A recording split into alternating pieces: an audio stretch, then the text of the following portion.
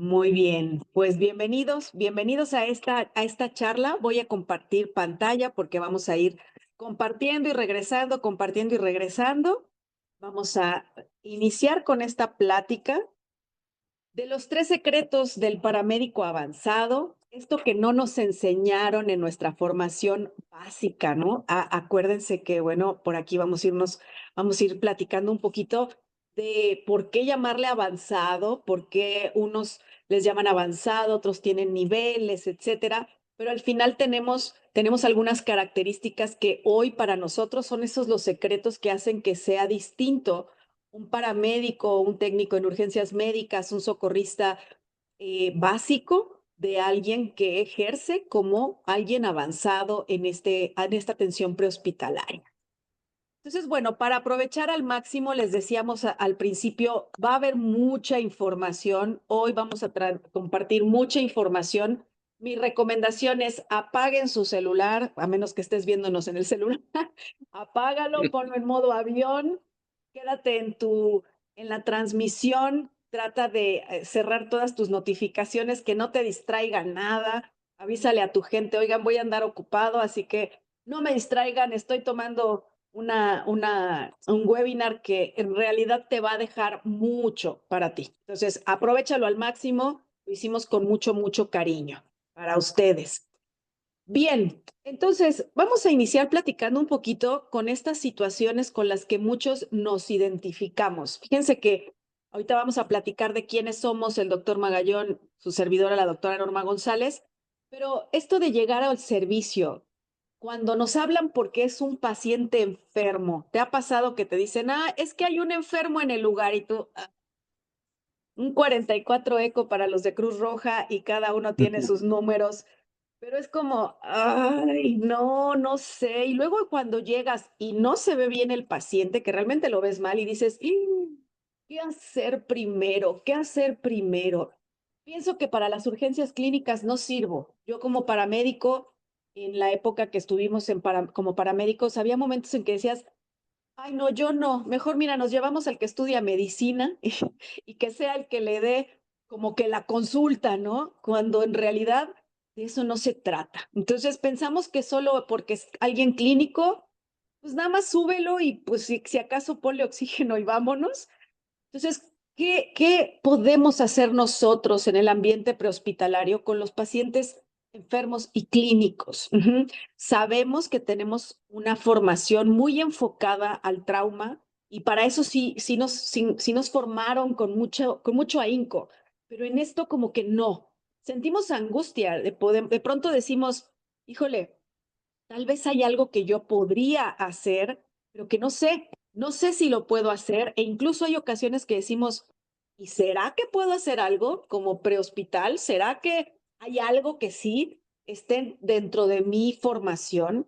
Y muchas veces no detectamos los datos graves. Nosotros que fuimos paramédicos por muchos años y después nos hicimos médicos y después nos hicimos urgenciólogos, nos hemos encontrado que de pronto es, híjole, había muchas cosas que yo no sabía y que si hubiera sabido en el momento, muy probable hubiera hecho algo distinto en el ambiente prehospitalario. Entonces, a veces los evitamos estos casos, dices, no, ¿sabes qué? Mira, a los enfermos yo no voy. Si son atropellados, caídos, baleados, apuñalados y todo eso sí, pero cuando es enfermo dices, no, mira, mejor ni me acerco. Y hoy te vamos a platicar un poquito qué hacer primero al principio como parte básica y por qué sí hay muchas cosas que podemos hacer. Si esta clase es para ti, si quieres ser este paramédico que marca la diferencia en urgencias, que actúes con rapidez, con liderazgo y conocimiento, aun cuando nadie más lo haga.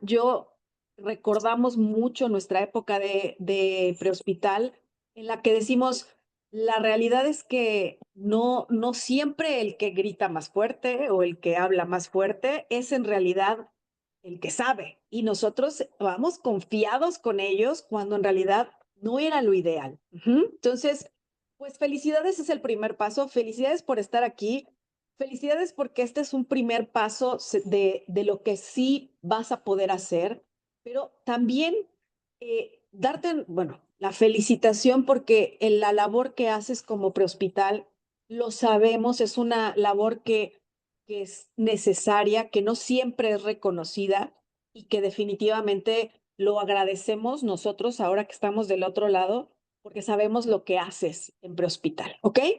Entonces, en esta clase, ¿qué vamos a descubrir? Vamos a hablar de la valoración del paciente crítico, no enfocado al trauma, fíjate, porque de eso sí sabemos como más, como si llegamos al choque y si el paciente está atrapado o prensado o si la vía aérea, pero si emite sonidos y etcétera. Y aquí vamos a hablar más del paciente clínico, de este manejo avanzado de vía aérea en el lugar y de cómo llevar el liderazgo del paciente clínico, aun cuando no tengas un médico a bordo. Hay algunas unidades que tienen médicos a bordo y que, bueno, eso pues puede ser una ventaja, ¿no? Que decir, aquí está el médico, pues ya que se haga responsable y este es clínico y a él le toca.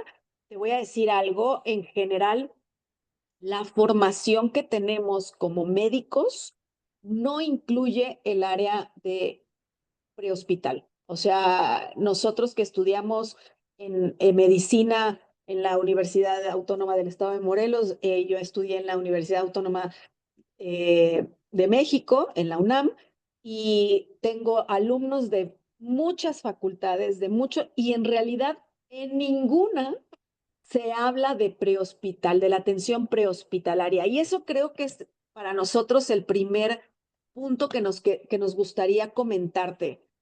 Creemos como médicos que el prehospital tiene algunas ideas que no son certeras. Yo honestamente creía, cuando era paramédico, que algo debía de saber el médico, o sea, algo tiene que tener una idea, ¿no, Jorge? Como que creíamos que seguro algo debe saber, o sea, algo le deben haber enseñado algo.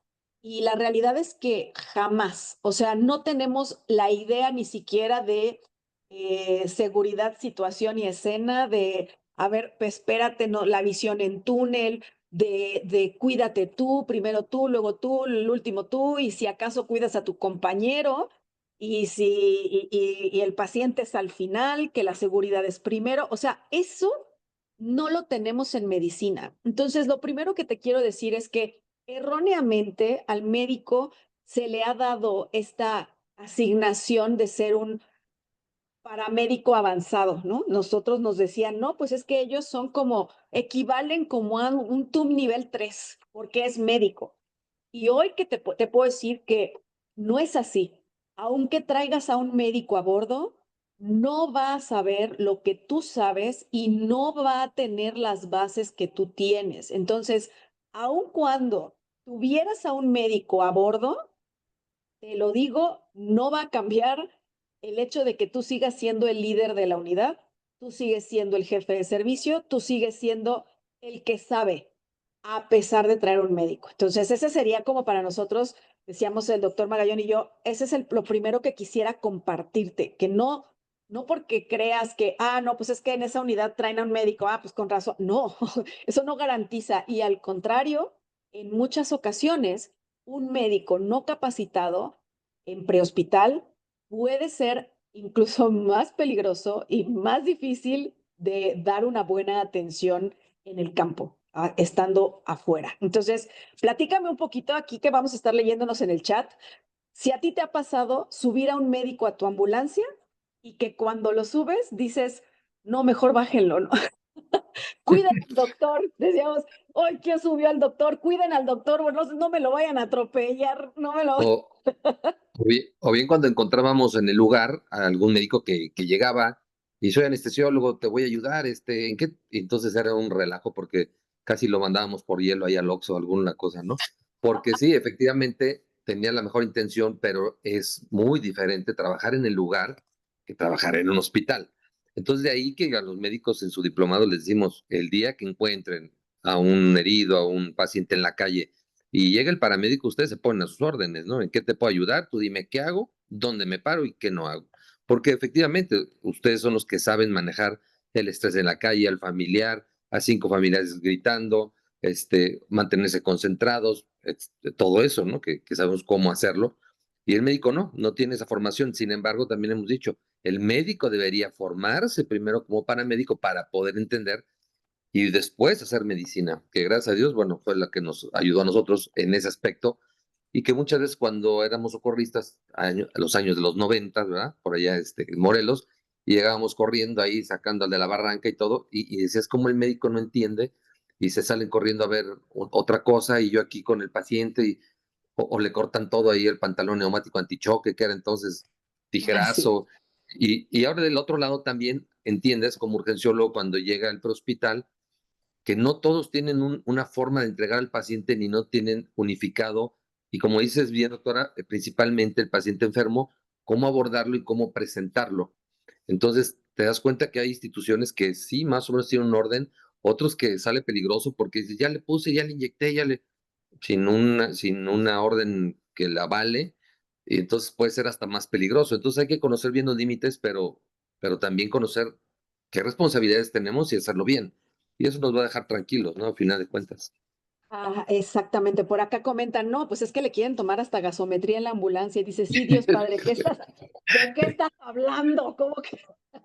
Y claro, o sea, igual por acá me dicen, a veces también subimos enfermeras. Sí, también tenemos personal de enfermería que sube a la ambulancia y que de pronto desconocen el trabajo que hacemos como prehospital. Entonces, definitivamente, nosotros como en el área de prehospital en AFEM, nos hemos enfocado mucho en esto, en tratar de integrar estas dos áreas, ¿no? Entonces, bueno, vamos a continuar.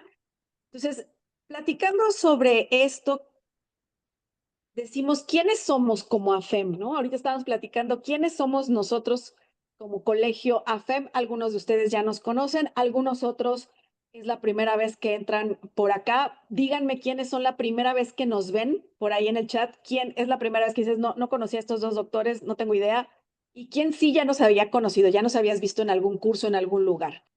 Voy a platicarte un poquito, bueno, de esto de los casos de éxito de AFEM. Este AFEM ha tenido muchos años de formación. Por acá tengo, ahorita les platico un poquito más de estos casos de éxito, pero AFEM ya lleva muchos años trabajando y dando estos diplomados tanto para prehospital, mira, estas quedaron atrás, ya ves cómo hacen lo que quieren. Entonces, es que se borró la otra. Bueno, aquí está, por ejemplo, ¿no? Tenemos gente de Cruz Roja, de Protección Civil, hemos tenido gente de ambulancias privadas, de prehospital, de transportación aeromédica, hemos tenido gente que ha tomado cursos con nosotros, el diplomado con nosotros y que han dicho, sí nos sirve y hay un cambio en la forma de atender al paciente, ¿no? La verdad es que los temas que hemos elegido y hoy vamos a compartir un poco de eso, la verdad es que ayudan muchísimo, incluso para certificarte en otras áreas, ¿no? Como paramédico, me acuerdo que yo tomé el BLS siendo paramédico, todavía sin la carrera de medicina, y me fue bien. Pero cuando tomé la CLS siendo paramédico, me costó mucho trabajo y había muchos términos que yo decía, oh, esto no, todavía en esa época incluso hablaban de electrocardiografía y etcétera, que hoy menos en el ACLS, pero antes sí había todo un tema de electrocardiografía y te puedo decir que esta formación que nosotros damos ayuda a que los médicos logren sus objetivos y a que el paramédico que quiere hacer una formación avanzada realmente logre estos objetivos, ¿no? Entonces, bueno, vámonos si nos quedamos hasta el final, ¿cuál es el plan? Bueno, vamos por ahí a pasarles una app que les va a servir muchísimo para poder hablar de escalas de riesgo y que realmente puedas llegar con el paciente grave y decir, a este paciente se necesita ingresar por esto y esto, ¿no? Que tú tengas claro quiénes se ingresan, quiénes no se ingresan, por qué. Ujú. Vamos a hablar un poquito de los artículos de revisión, les vamos a tener ahí espero que todos estén en el WhatsApp para estarles mandando ahí al WhatsApp información. Queremos pasarles más datos y bueno, por ahí al final, sorpresa que queremos compartirles. Entonces, quisiera empezar diciendo que nosotros como prehospital, como paramédicos, tenemos una formación que algunos de ustedes puede que hayan salido hace poco tiempo de la formación de técnico en urgencias médicas o como paramédico o como prehospital, hace poco. Y entonces, al principio, cuando nosotros acabamos de salir de nuestra formación, sabemos, fíjense, sabemos que no sabemos. Estás en la ambulancia y dices, ay, no sé qué voy a hacer, y ves al paciente y dices, no, no, que no me acuerdo, y todo lo tienes que hacer muy consciente. No tienes, estamos aquí, muchos de ustedes pueden estar aquí cuando acabas de salir de la formación, estás consciente de que no tienes la habilidad. Ese es el primer paso. Digamos que antes de que te formaras como paramédico, como técnico en urgencias médicas, estabas inconsciente y sin habilidad. O sea, no sabías lo que no sabías. Simplemente tú veías llegar a los paramédicos. Yo me acuerdo cuando entré a Cruz Roja, era porque yo pasaba enfrente de la Cruz Roja todos los días y decía yo, pues, ¿qué harán? Y los veía llegar y salir y llegar y decía, ay, qué padre, que quién sabe qué hagan, ¿no? Era la inconsciencia y cero habilidad. O sea, me hubieras puesto enfrente de un paciente, seguro me desmayo, no tenía ni idea. Entonces, esa era la inconsciencia sin habilidad. Conforme vas estudiando, que ya te formas como paramédico, entras a un estado de conciencia de lo que aprendiste, pero no tienes la habilidad para aplicarlo. Para eso vienen las prácticas. En todos lados que nos formamos como paramédicos, tenemos prácticas. O sea, algo que nos han preguntado, ¿su formación con el diplomado es formativa? Y decimos, no, no es formativa, porque no estamos formando paramédicos, porque para eso requieres prácticas. Y en todas las unidades en donde ustedes ya están formados, se hicieron prácticas. Y con eso cambias de estar consciente, pero sin la habilidad, a llegar a un estado de conciencia con habilidad.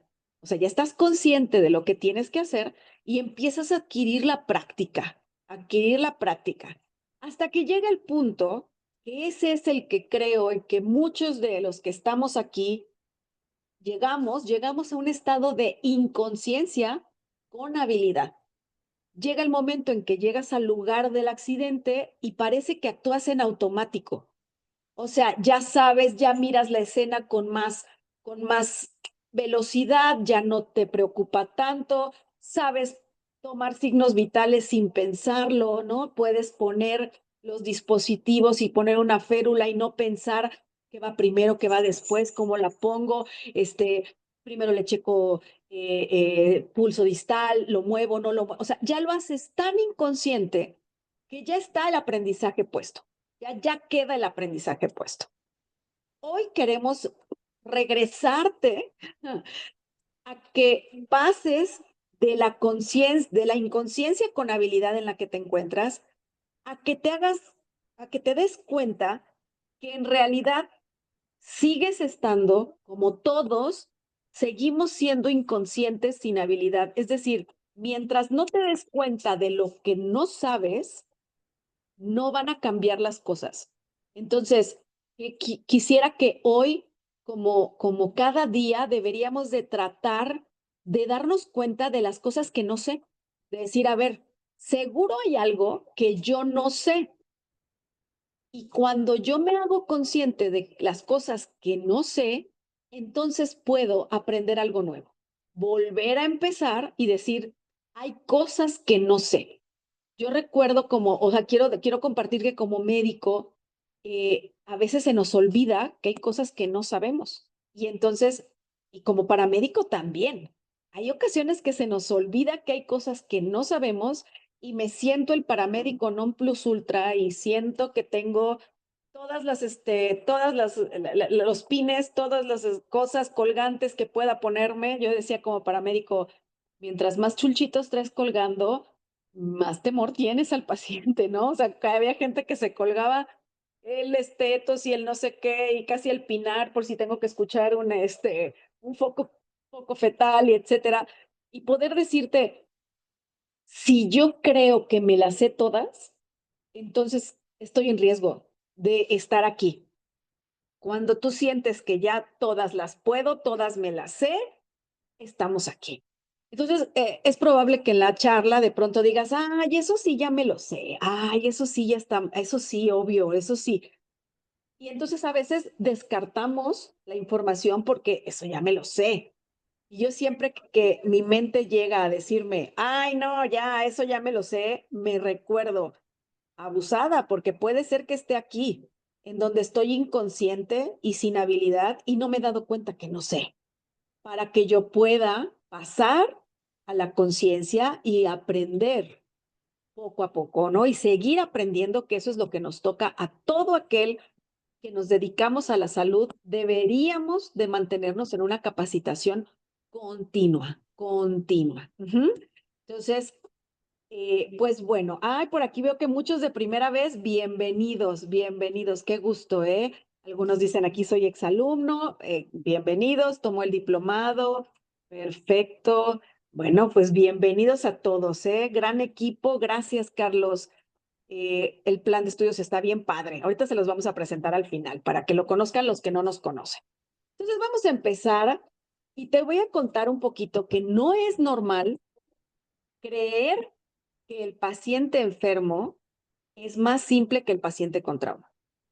Que a veces decíamos, ay, es que es un enfermo, que vayan los alumnos, que vayan los que no tienen tanta experiencia, los que nos sentíamos los más grandes de los grandes, ya no queríamos ir a esas cosas del enfermo. Y yo te quiero contar que no es normal creer que el paciente enfermo es el más simple. Te voy a decir una cosa, ya entrando a la especialidad de urgencias, el trauma es lo más sencillo. Lo complejo es cuando te llega un paciente clínico y dices, ¿y ahora qué tiene? ¿Por dónde empiezo? Entonces, esto no es normal. Algunos mira, aquí le dejamos enfermería. Déjame, mira, no, vamos a cambiarle al hospital. Mi, no, es que sí, como. Fíjense, que no hay nada que hacer por el paciente enfermo. Ese es uno de nuestros mitos. Que no hay nada que hacer por el paciente enfermo en prehospital. Eso es falso. Que con que le pongas oxígeno y una vía permeable, listo para entregarse, ¿no? Ya, yo ya hice lo que me tocaba. Lo canalicé, le puse oxígeno, se acabó. No, tampoco es normal que haya quienes evitamos al paciente clínico o metabólico. No está bien que sea, no, yo a esos no le entro, ¿no? Yo a esos no, esos no me gustan. Yo prefiero, a mí solamente mándenme a las cosas grandes, ¿no? Entonces, esto no es normal y cuando hablamos de prehospital avanzado, está muy relacionado con meter la parte clínica, porque un prehospital básico, bien formado, bien capacitado, puede atender un politrauma, digamos que es algo a lo que nos formamos. Pero hablando del paciente clínico, el paciente enfermo, en realidad eso sí es de prehospital avanzado, donde ya es muy fino en el diagnóstico, muy fino en la intervención y sabe qué decir y cómo decirlo cuando está hablando con el médico. Nadie nos habló en prehospital de que hace falta tener claves iniciales del paciente enfermo, que hay claves que te pueden orientar, que cualquier personal prehospitalario pueda aprender. Esto también, ¿no? No, es que si no estoy en medicina, entonces no. Que puede aprender a atender al paciente grave sin tener problemas por las intervenciones, siempre y cuando esté avalado por protocolos establecidos. Si tú sabes los protocolos, si tú conoces las guías de manejo, lo puedes aplicar. Al rato vamos a ver qué ley nos protege, pero lo podemos hacer. Ya existen programas y libros diseñados para que el prehospital alcance estos objetivos y también hay profesores que están comprometidos. Esto también es algo complejo porque ¿quién le da clases al paramédico? Muchas veces es otro paramédico el que da clases, pero a veces cuando nos daban clase los médicos, para los que tuvimos formación con médicos, es que te explican como médico y dices, pero es que doctor, yo no voy a tener eso, o sea, eso no hay en el lugar, está confundiéndose con estar en el hospital, no es lo mismo. Entonces, el tener un profesor que también fue paramédico, ayuda muchísimo. ¿Puedes tú atender al paciente enfermo en prehospital sin tener miedo a equivocarte? Sí. ¿Puedes tener la confianza y sentirte tranquilo? Sí. Entonces aquí quiero que compartirles un poquito por qué las bases. Este de aquí es el doctor Jorge Magallón. Un pelito. Sí tenía pelito, sí tenía pelito. Y era Eso. jovencillo. Esta de aquí soy yo, ya estaba yo de médico en Cruz Roja, ya éramos médico aquí, pero acá todavía andaba paramediqueando, yo todavía andaba prehospitaleando, hasta andábamos en Convenciones. los desfiles, las Ah, convenciones, pues sí, le- obviamente, siempre poniendo atención, nunca haciendo relajo, siempre seria. Entonces, bueno, estas son las bases. Aquí fue donde empezó el gusto por la medicina de urgencias, por la medicina prehospitalaria. Como ves, los uniformes hablan de la época, decía el doctor Magallón, los 90, obvio, porque es la época en la que estuvimos. Sí nos tocó el cambio de uniformes, sí cambiamos de uniformes. Yo no anduve de chocorrol, pero por acá sí anduvieron, con el uniforme caqui y luego del caqui. Levante la mano quién usó estos uniformes, porque estos ya no son viejitos, pero no tan viejitos. Y el caqui, ya tú sí ganas, doctor, tú sí con él. Sí, que aquí del 89 al 90, por ahí, Morelos, la generación número 27 de socorristas fue la última que salió, y ya como a los 8 meses por ahí empezó la primera de paramédicos a cargo de la doctora Maristela Arellano, que es una de las culpables por las que estamos aquí, y el doctor Justino Fernández, que es ortopedista, y lo conocerán muy bien en Polanco, porque sigue siendo guardias, a pesar de ser especialista de cadera y todo, una eminencia, se va a hacer guardias a Polanco, ahí a 312, y una vez le recibí un paciente por ahí, le dije, tú eres uno de los culpables que estamos aquí, pero sí, recuerdo bien esa época, muy contentos. Sí, exacto. Y mira, por aquí sí hay quien tuvo el caqui, ¿eh? Dice Francisco, yo sí traje el color caqui, ¿qué tal? ¿No? El caqui, y te daban tu cordón de mando y tu Sí, de Cruz Roja, dice, exacto. Cusberto, tienes razón. Así que sí, todos podemos seguir aprendiendo y bienvenidos a los que trajeron el color caqui de uniformes. Entonces, bueno, aquí empezó todo. Anduvimos en ambulancias, anduvimos manejando ambulancias. Yo también fui operadora. Fuimos jefes de servicio, eh, estuvimos en el radio, estuvimos en códigos grandes, en emergencias mayores, nos tocaron huracanes, o sea, estuvimos y amamos el prehospital. La verdad es que siempre lo hemos dicho, nos quedamos con nuestro corazón se quedó en prehospital, eh, con mucho ahínco, y por eso la capacitación la seguimos ejerciendo, seguimos dando capacitación a prehospital. Entonces, bueno, acá empieza todo. Después de eso estudiamos medicina. Por acá está el doctor Magallón, el único rebelde que se puso pijama de color en la residencia. Por acá ando yo también en la residencia. Acá andamos en la residencia, ¿no? Hicimos la especialidad después de la carrera de medicina, entramos a la especialidad de urgencias y ahí conocimos el contraste entre las dos medicinas, la prehospitalaria, de urgencias prehospitalaria y urgencias hospitalaria, que es otra cosa. O sea, para nosotros, yo cuando empecé a trabajar como médico en Cruz Roja, no creerán que me llevaba mi botiquín. Estaba loca, o sea, yo decía, no, no, no, eso de su carro rojo me hace bolas. Yo necesito mi botiquín donde sé dónde meto la mano y de ahí sale lo que sé que va a salir y no tengo que estar abriendo 50 cajoncitos, me pone loca. Entonces, tuvimos nuestro primer acercamiento a las urgencias fue en la ambulancia y después hicimos medicina de urgencias. Y el momento llegó en que nos conocimos bien jovencitos, y juntos, estando en un VIPS, estábamos platicando de la medicina y de la formación de los paramédicos, de los médicos, y fue donde dijimos, hay que hacer algo, o sea, hay que hacer algo porque los médicos no saben nada de urgencias. Los paramédicos no saben de lo que hace el médico y muchas cosas podrían hacer y no las hacen.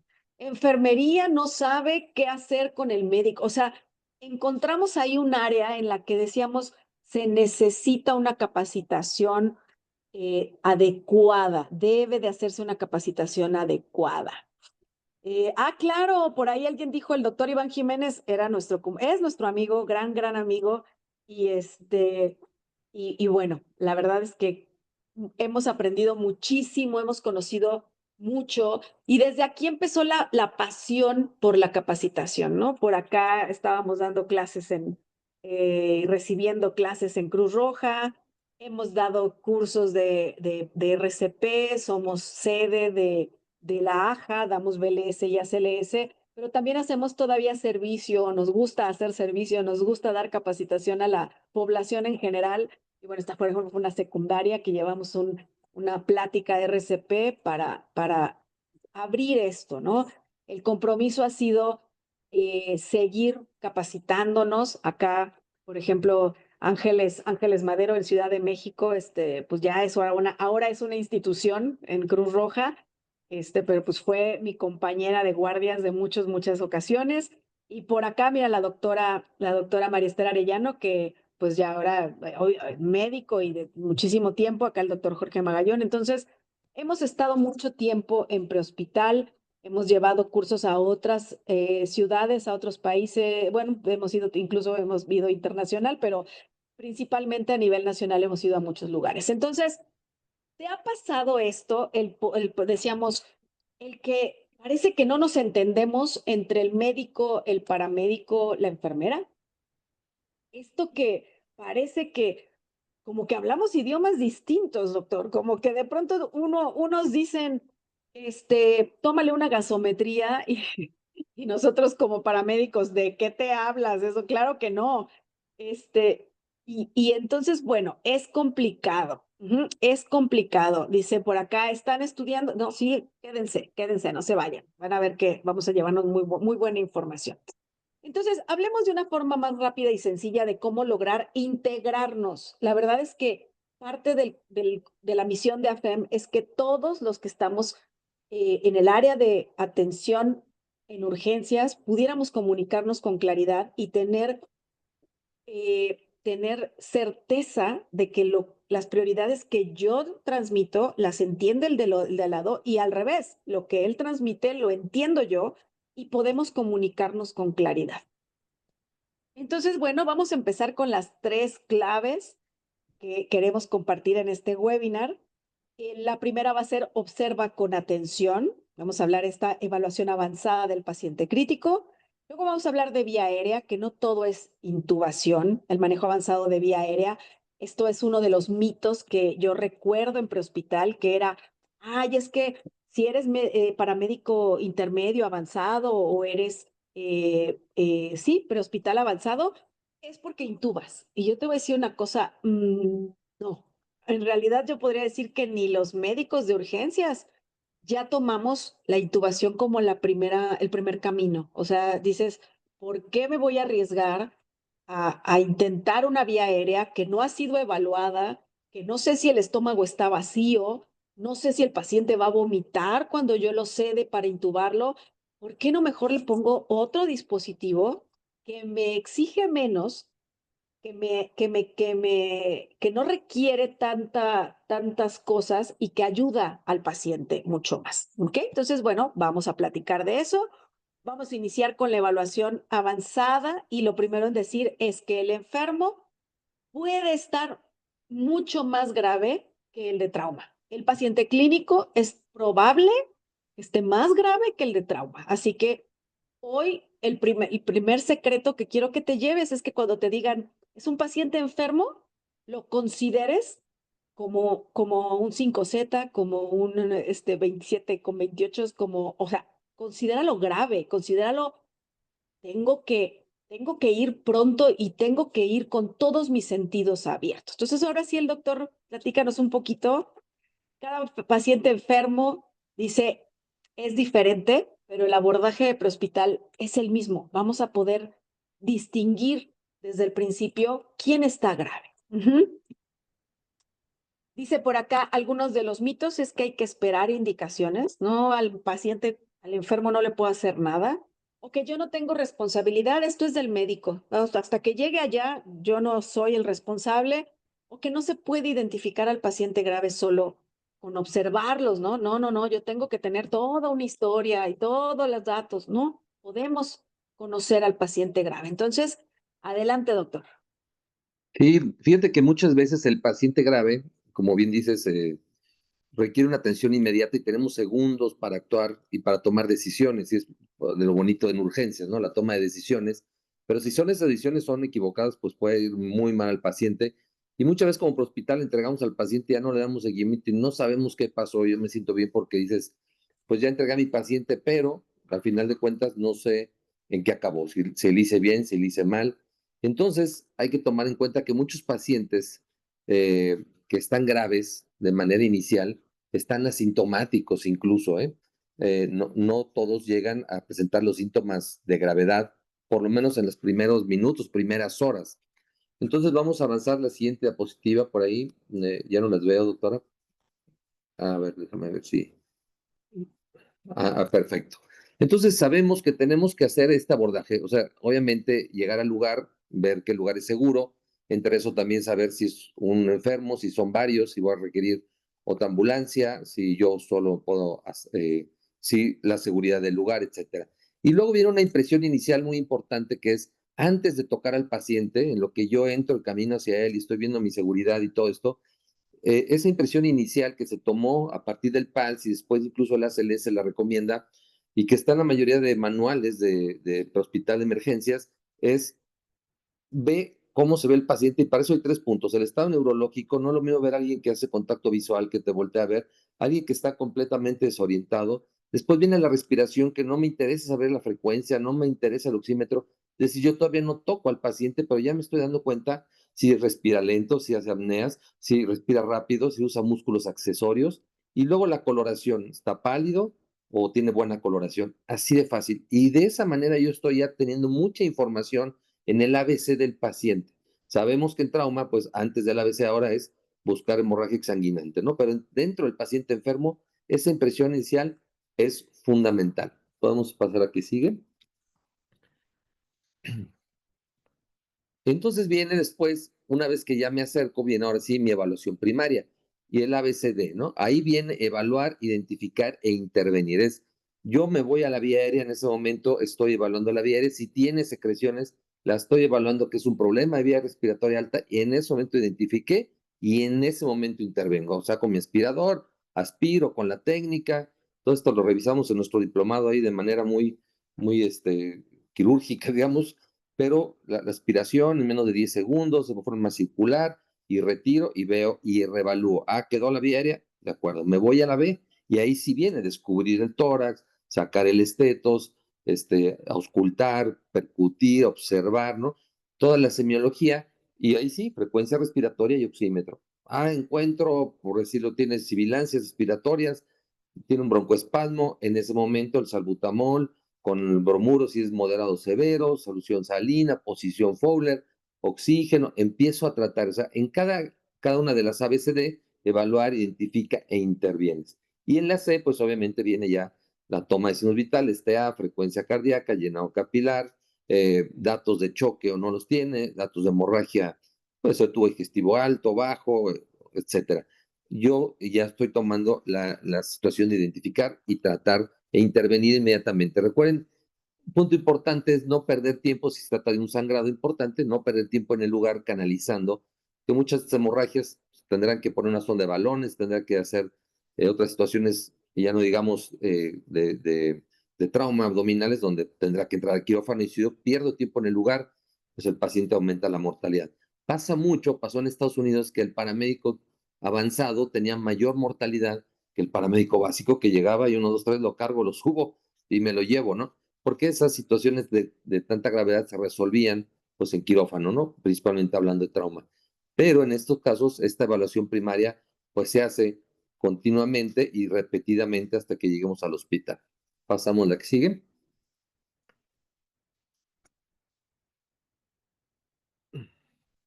Después vamos a la evaluación secundaria y ya viene una breve historia clínica que es el sample, hablar de signos y síntomas, de alergias, de medicamentos, de patologías previas, última libación o comida y evento antes del que desencadenó esta sintomatología, este problema. y la revisión continua de cabeza a pies. Entonces, de manera inicial, esto me ayuda mucho a atender a este tipo de pacientes, pues decimos desde la impresión inicial, mi revisión primaria, evaluando, identificando, interviniendo cada una y obviamente tomar la decisión si voy a tratar a ese paciente en el lugar o si yo encuentro un problema desde la evaluación primaria inicial, puede ser que actúe ahí poniendo vía aérea oxígeno y vámonos. Y en la canalización y todo esto se hace durante el traslado, no perder tiempo, más si estoy encontrando pacientes que no solo por sangrado, sino por un infarto inferior con extensión al ventrículo izquierdo, que está hipotenso, y yo pierdo tiempo haciendo un interrogatorio en el lugar, pues no sería lo ideal. Una vez que identifico un paciente crítico, no pierdo tiempo en el lugar. Si tengo que aplicar algo, lo hago, pero si lo que puedo hacer es en el traslado, voy acortando tiempos para llegar a esa sala. Y si me da tiempo llegar a la revisión secundaria, voy de cabeza a pies continuamente. La que sigue.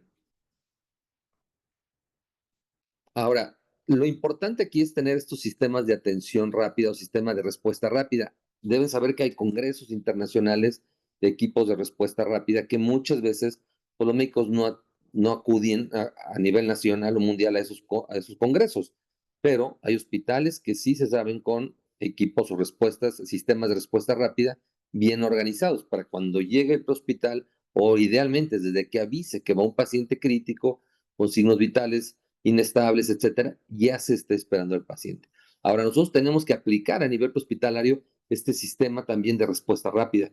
Tengo que trabajar en equipo, tengo que organizar a mis compañeros, darles funciones específicas y en base a qué, en qué me puedo basar yo para activar este equipo de respuesta o este sistema de respuesta rápida. Si voy a trabajar solo o vamos un enfermo y vamos 4 o 5, bueno, tengo que comunicarles que está grave y además darles funciones específicas. Pasamos de aquí, sigue. Entonces, miren, de aquí dice, los pacientes con deterioro clínico muestran datos objetivos y subjetivos de las primeras 6 a 24 horas antes de presentar una complicación grave. Aquí la situación es que muchas veces hemos recibido pacientes también en urgencias y dice, la ambulancia fue y lo vio y le dio una atención y como vieron que mejoró, pues lo dejaron. Ok, no sabemos qué encontraron en ese momento, pero se quedó. Y ahora viene ya grave el paciente, porque no tenemos herramientas o no conocemos, mejor dicho, herramientas para decir este paciente se va o se queda, independientemente de los síntomas que tenga. A lo mejor habrá familiares muy hábiles que digan, ¿sabe qué? ¿No será bueno que le haga un electro? Y tú, pues, híjole, creo que ella dijo la verdad, vamos a hacerlo, ¿no? Pero tenemos el primer lugar de mortalidad en México, son las enfermedades cardiovasculares, y esas se manifiestan a veces con un cuadro coronario clásico de dolor opresivo, diaforesis, tipo retroesternal, localizado retroesternal, que se irradia cuello, etcétera, y otras no, simplemente con disnea en el caso del diabético, eso equivalentes anginosos, la diaforesis, incluso síntomas gastrointestinales con algo de agruras y dicen, pues yo creo que algo le hizo mal. Y clínicamente este paciente era para un electro, era para tomar la decisión de trasladarlo, para no encontrar signos vitales tan alterados, dices, pues lo dejo. Entonces, es muy importante que ustedes conozcan estas herramientas con las que pueden apoyar y llegar al servicio de urgencias con todas las de la ley, decir, lo traslado por esto, no tanto por los síntomas, sino por estos datos. Pasamos la que sigue. Entonces, miren, hay 33 escalas, por lo menos, que se han revisado en estos congresos de sistemas de respuesta rápida para tratar de determinar si un paciente se está deteriorando. 33 escalas. Ahora bien, una de ellas se llama escala de News. Tenemos la News normal que habla de 7 parámetros y la News 2 que es para pacientes con problema pulmonar, ya sea POC, ya sea fibrosis pulmonar, o sea, enfermedades pulmonares crónicas, ¿de acuerdo? Entonces, esta escala de News es la más efectiva con predicción de pacientes de riesgo de paro o ingreso a la UCI o muerte entre las primeras 24 horas. Desgraciadamente esta escala no es muy conocida y créanme que si ustedes la aplican, ya cada vez más se conocen urgencias. Yo les voy a decir que de R1 a R2 no la conocíamos en ese tiempo, digo, ya llovió que salimos, ¿no? Pero aún así todavía cuando damos cursos BLSLS la platicamos, la comentamos y muchos especialistas dicen, pues no la conozco, pero tienen que conocerla porque de las 33 escalas resulta que es la más sensible para identificar a un paciente que está mal. Y esto aplica, obviamente, en el lugar. No requieres una gasometría, no requieres lactato, situaciones que hay estudios donde ya hacen NIUS con lactato en prehospital y obviamente identifican al paciente grave con mucha más sensibilidad. No tenemos la posibilidad en nuestro medio en general de hacer lactato al paciente, pero sí el NIUS. Vamos a pasarle que sigue, les voy a dar esos tips para que ustedes la sepan aplicar y encontrar. Miren, la escala de NIUS en general tiene que ver solo con 7 parámetros. Aquí van a ver 8 porque es la NIUS 2, como dice arriba. NIUS significa National Early Warning Score, quiere decir el deterioro, identificar al paciente de manera rápida con este score, con este número, y son pacientes que si va aumentando el NIUS, quiere decir que es más grave. El NIUS normal debería darnos 0 en el paciente, que es esa franja blanca que ven ahí. Este es para adultos. También hay un NIUS pediátrico que es PEWS, PEWS.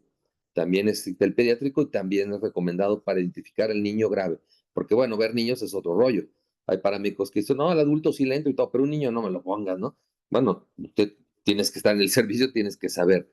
Ahora, este NIUS, vamos a ver aquí los parámetros más adelante que tiene que ver, pero vean, frecuencia respiratoria, saturación de oxígeno, así llegando, saturación en caso de POC, ese es el NIUS 2 que toma este parámetro, oxígeno suplementario o si está aire ambiente cuando vamos llegando, tensión arterial sistólica, que es la que toma frecuencia cardíaca, nivel de conciencia y temperatura. Vean que no es nada del otro mundo. Yo revisando, terminando mi revisión primaria, digo, si no identifiqué algo con que tengo que salir corriendo al hospital, esos de que dices, híjole, lo dejo, me lo llevo, pues es que tiene tal edad. No, yo creo que no, que lo lleven por sus medios. Y a las 2 horas te hablan, que estoy seguro que a todos les ha pasado o han sabido de casos. Cuando tú regresas, el paciente está muy deteriorado o está mal. O si no, es en paro. Porque esta escala de NIUS precisamente está hecha para detectar esos pacientes. Vamos a pasar la que sigue. Entonces vienen cuadros así, donde idealmente, y hay hospitales que ya lo hacen, enfermería cuando toma signos vitales, va registrando el news ahí turno por turno o cada 8 horas y va poniendo puntitos. Entonces, ok, va aumentando la frecuencia cardíaca. Ah, caray, el volumen. Entonces vas viendo la progresión. Digo, hay que traer esas hojas. Entonces te dirían, híjole, la que traemos más esta. No, ahora hay unas aplicaciones que les vamos a enseñar donde tú lo puedes sacar con tu celular rápidamente y que incluso tú con eso puedes tomar la decisión de trasladarlo y decir, doctor, traigo al paciente porque el news me salió de 7, por ejemplo. Ahorita les explico qué fácil es aplicarla, en minutos queda lista. Entonces, el news normal es de 0. Entonces, un news de 0 nos dice que el riesgo es bajo en el paciente y que puede tomarse signos vitales incluso cada 12 horas por enfermería. Ustedes pueden decir, bueno, puede estar muy sintomático, pero el niño es desde 0, parece, no sé, el problema torácico es una osteocondritis, es una contusión en la costilla, pero una osteocondritis y duele mucho, pero es punzante, lo revisaste, tu news es de 0. Realmente le puedes decir, llévelo al hospital por sus medios, hoy o mañana o a ratito, pero no es una urgencia real, no pasa nada. Pero ya cuando el news te da de 1 a 4 puntos, ya te dice cuidado, signos vitales cada 4 a 6 horas. La enfermera en ese caso tendría caso de avisarle a su médico. Si ustedes acuden a un paciente enfermo y está en su casa, ¿sabe qué? Vamos a comunicarnos con su médico tratante y vamos a mencionarle que tiene un news de 1 a 4, ¿ok? Y al decidir si se traslada o no. O sea, ahí todavía ustedes pueden tener esa opción. También tenemos otro, dice 3, de cualquier parámetro, ya es un riesgo bajo a medio. En los 7 parámetros, con 3 puntos que tenga, cuidado. Pero cuidado cuando dé de 5 para arriba. Hasta 4 todavía, y el 3 a 4, cuidado. Pero el 5 para arriba es un paciente que se tiene que trasladar. Así de fácil. Y ustedes pueden decir, doctor, traigo este paciente porque a mí me dio news de 6 o de 8 o de 11. Oye, pero no, no se ve mal, no está tan grave. No, ahorita no, pero si me espero 2 horas o 5, ese paciente va a estar mal.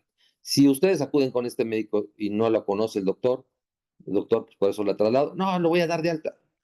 Adelante, ¿no? Pero yo, como hospital, que esto lo vemos en el avanzado de manera muy detallada con casos clínicos en nuestro diplomado, vemos la clase y tienen 3 a 5 casos clínicos cada semana basados en hospital y todas las clases son de hospital haciendo news para que digan, a mí me dio 11, a mí me dio 12. Entonces pasamos ahí las ligas para que la tengan en su celular, ya sea en iOS o Android, y puedan calcular los news. Y a partir de ahí, los alumnos nos dicen, es que llegué y tenía 11, y lo trasladé y sí, llegando se puso mal, o me enteré que a las 2 horas, etcétera. Así que es muy importante conocer este news. Más de 4 de news, de 5 o 6 para arriba, cuidado, hay que trasladarlos sin duda, ¿eh? Independientemente que tengan muchos síntomas o no los tengan. Pasamos a la que sigue. Entonces aquí te dice, fíjate, de 0 a 4, riesgo bajo, ya más de 3 en cualquier parámetro es bajo a moderado, 5 a 6 es alto, y ya en un hospital ya se activa un equipo de respuesta rápida, ¿eh? Ya se pide ayuda, porque antes decía, es que para mí, no está tan mal, pues le duele poquito, y otro decía, no, pues yo hasta que estaba boqueando ya activaba, ¿no? Y entonces, la mayoría de pacientes que caen en paro, sabemos, fuera del hospital solo sale el 8%, sale del paro, y eso en Estados Unidos es la estadística que tenemos. En el hospital solo sale el 30%, o sea, 70% que cayó en paro dentro de un hospital ya no sale. Dices, pero ¿por qué? Si hay adrenalina, hay médicos, hay desfibrilador, pues porque el paciente muchas veces se deterioró tan lentamente, tanto, que cuando ya cae en paro, empieza a boquear y empezamos a correr, ya no alcanzamos al paciente. Bueno, esto en hospital es muy grave, porque si tú, que son los ojos del médico ahí, no detectaste que ese enfermo tenía esta escala y tú dijiste, pues yo no lo veo tan mal, es más, me van a regañar si lo llevo, y lo dejas, es responsabilidad tuya directamente. Entonces, apóyense de esta escala, porque ya de 5 a 6, ya en el hospital se activa el equipo de respuesta rápida, en más de 7, tiene que valorarse si entra a la terapia intensiva incluso el paciente. ¿La que sigue? ¿Cómo puedo calcularla de manera rápida? Pasamos a la siguiente.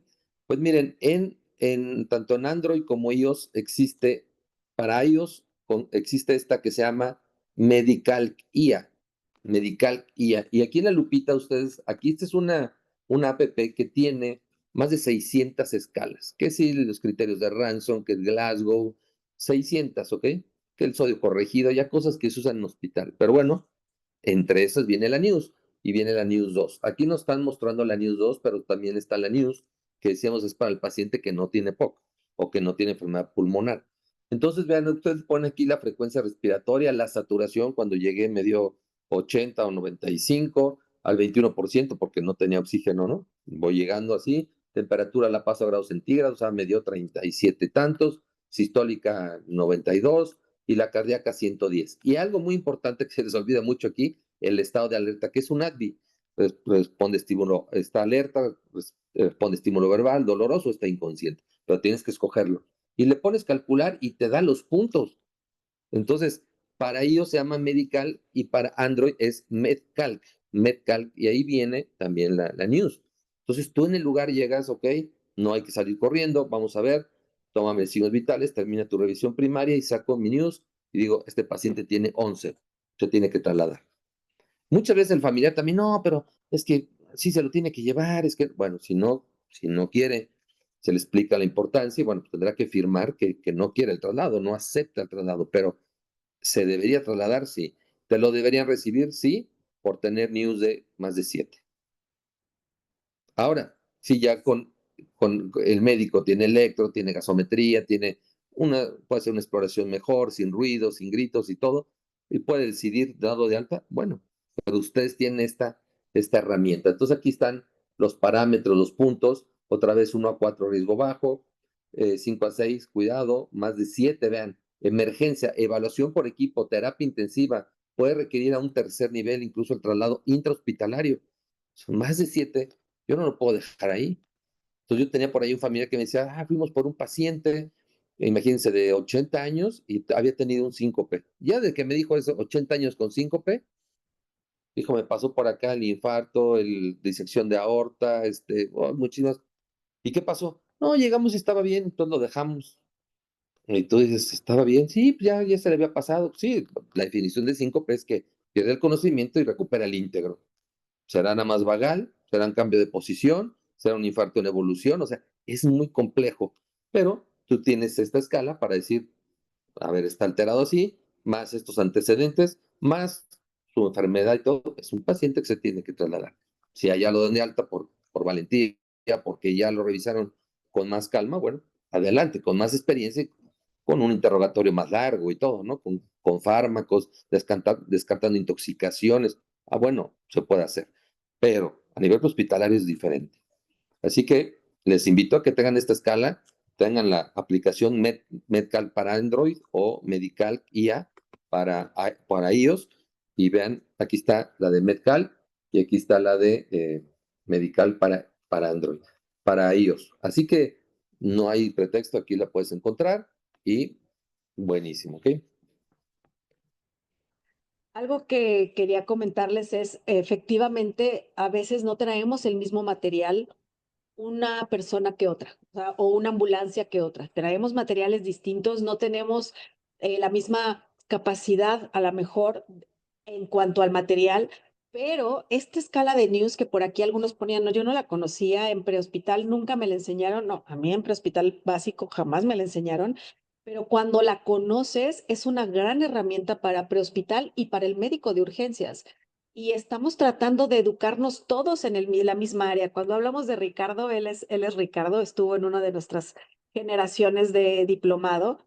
Y algo que me gusta es que hemos generado en estos diplomados presenciales y en los diplomados en línea, que ahora están más especializados en el área de prehospital, que, por ejemplo, Ricardo tomaba este diplomado, pero también había médicos especialistas, ¿no? Había anestesiólogos, cirujanos, y todos podemos hablar el mismo idioma. Eso es lo más importante, que todos podemos hablar el mismo idioma y si tú llegas con esta escala, que es una de las que usamos mucho en el diplomado de prehospital, tienes la certeza de que si el médico no la conoce, pero para empezar quedas bien, pero, pero sí puedes decirle, a ver, doctor, esta escala nos ayuda a saber si el paciente requiere o no, pero también te va a dar la tranquilidad, como decía el doctor, ¿me lo llevo o no me lo llevo?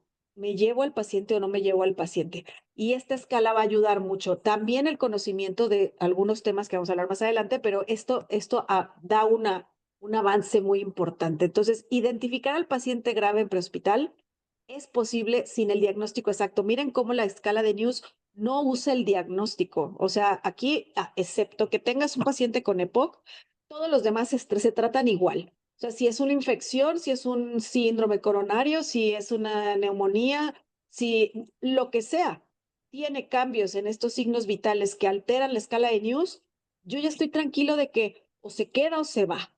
Y sí, efectivamente, uno de los errores que hemos encontrado mucho en prehospital es ese que lo dejaron y luego nos lo trajeron urgencias y nos damos cuenta que, que lo dejaron y que se deterioró. Y muchas veces nosotros como prehospital lo hicimos. O sea, es un error muy común en prehospital que cuando llegas al nivel avanzado o te formas en esta capacitación avanzada, puedes tomar decisiones mucho más exactas. ¿Ok?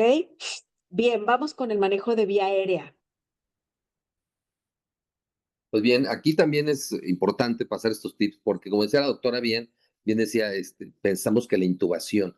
Y a mí cuando me llega un paciente que viene intubado de hospital, hijo, le digo, o de veras, qué bueno que se intubó bajo todas las que tienen que intubarse, o este paciente está más complicado, porque sabemos que la intubación en el lugar no es nada sencilla y muchas veces no hay los fármacos para hacer una secuencia de intubación. Y si me dices, es que es un paciente que estaba en paro y no requiere fármacos, que estoy de acuerdo, porque un paciente en paro no requiere una secuencia de intubación, porque no requiere relajarlo ni sedarlo, obviamente, porque está en paro. Sin embargo, les voy a mostrar dos estudios donde dice le va mejor al paciente con un supraglótico que la intubación. La sobrevida 72 horas más alta con un supraglótico y lo recibe mucho más rápido que intubar al paciente. Entonces, la verdad es que ese mito de voy a intubarlo porque soy avanzado, no creo que convenga. La verdad es que, como dice la doctora, ya en urgencias hacemos por lo menos 3 escalas de valoración de vía aérea, difícil o no, antes de agarrar y meter un laringo. Tienes que evaluar al paciente. Entonces, en el lugar es más difícil. No hay luz, estás en la autopista, estás en la casa del paciente, está gritando el familiar a un lado, te estorba el buró, te estorba la cama, aunque ya lo bajaste. No está nada fácil. Pero ahora hay unos dispositivos súper buenos y prácticos que vamos a ver ventajas y desventajas rápidas, aunque esto lo vemos de manera minuciosa en el diplomado, pero bueno, vamos a dar esos tips muy importantes. Pasamos la que sigue, por favor. Entonces aquí tenemos es que se llama mitos en la atención prehospitalaria. La siguiente. El paramédico avanzado es el que intuba al paciente. Si soy paramédico, solo me toca colocar cánula oro y naso. Y los médicos son paramédicos avanzados. Híjole, dijimos, no, en realidad no. Sería buenísimo que todos los médicos ya hubiéramos sido básicos, técnicos básicos, por lo menos para entender, pero no, no es así. Y el médico que llegue en el lugar y quiera intubar como lo hace en el hospital, pues tampoco es lo adecuado. Hay que ver el ambiente, el lugar, la seguridad y todo lo que hemos hablado. ¿La que sigue? Entonces, obviamente el paramédico desde básico, intermedio, avanzado, pues debe dominar la cánula orofaringe nasofaringea. Y en un momento dado no está mal que traslade un paciente con una cánula naso o conocemos las indicaciones, las contraindicaciones, las medidas.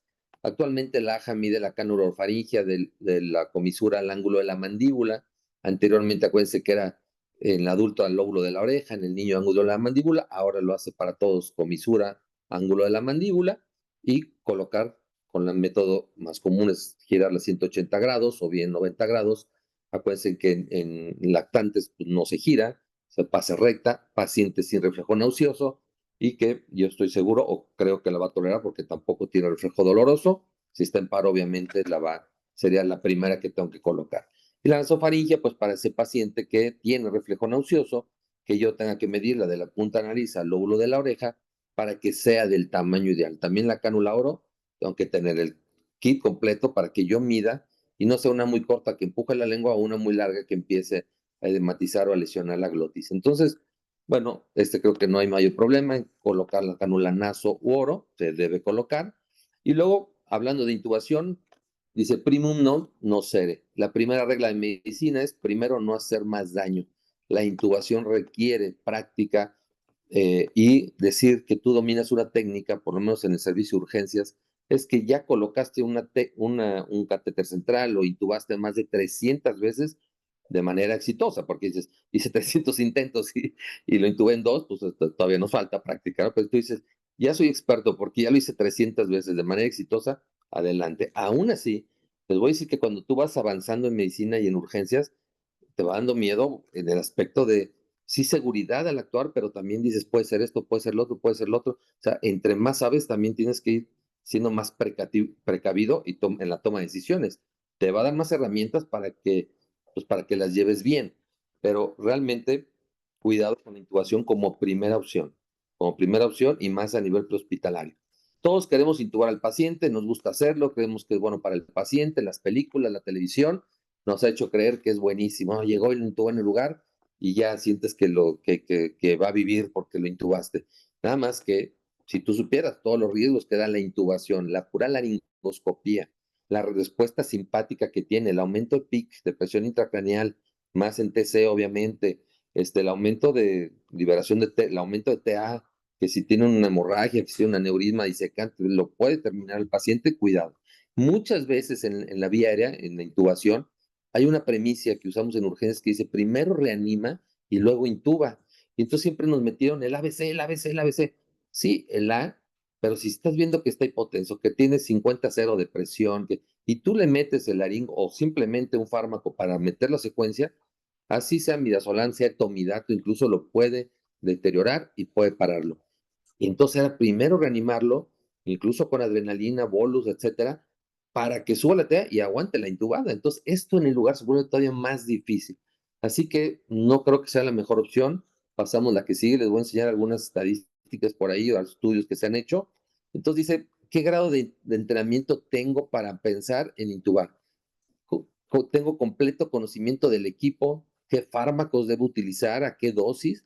No es lo mismo con falla renal, no es lo mismo un paciente que está hipoperfundido y yo tengo que aumentar la dosis de succinilcolina, no es lo mismo quererle poner propofol y está hipotenso, se va a parar.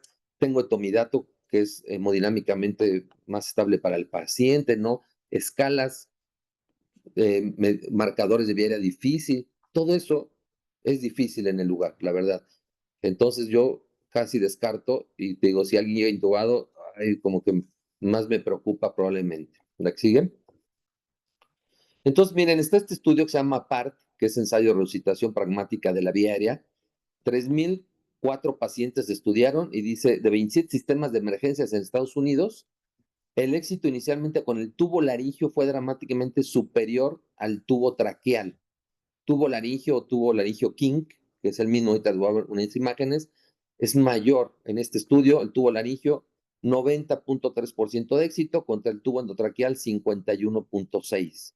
Para esto son paramédicos avanzados que sabían intubar, o sea, tenían este entrenamiento además. Pero vean la diferencia. ¿La que siguen? En adición, hubo una gran incidencia de complicaciones en la intubación endotraqueal. 3 o más intentos para asegurar la vía aérea, 19% contra 5% para poner un tubo laringio. Vía aérea inicial no exitosa, 44% contra 12% con el tubo laringio. Vía aérea mal colocada o desalojamiento o movilización del tubo, 1,8 contra 0,7.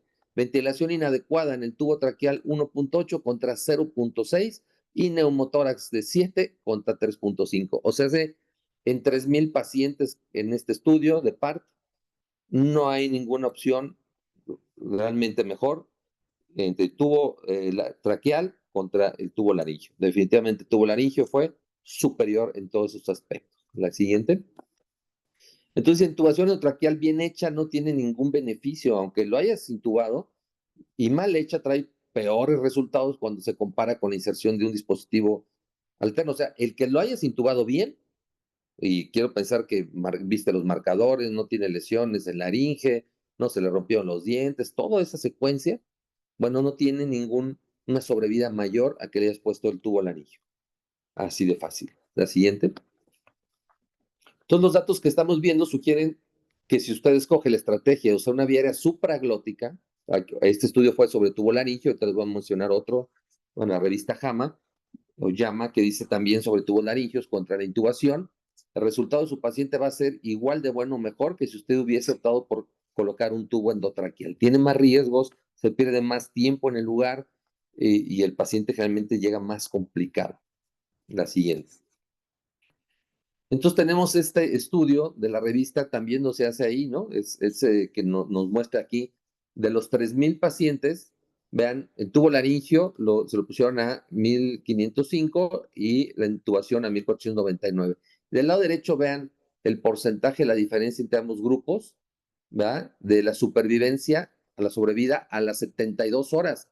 Con el tubo laringio, la sobrevida fue de 18,3 y la intubación endotraqueal fue del 15,4. O sea, y bien intubado, ¿eh? No mal intubado, sin complicaciones.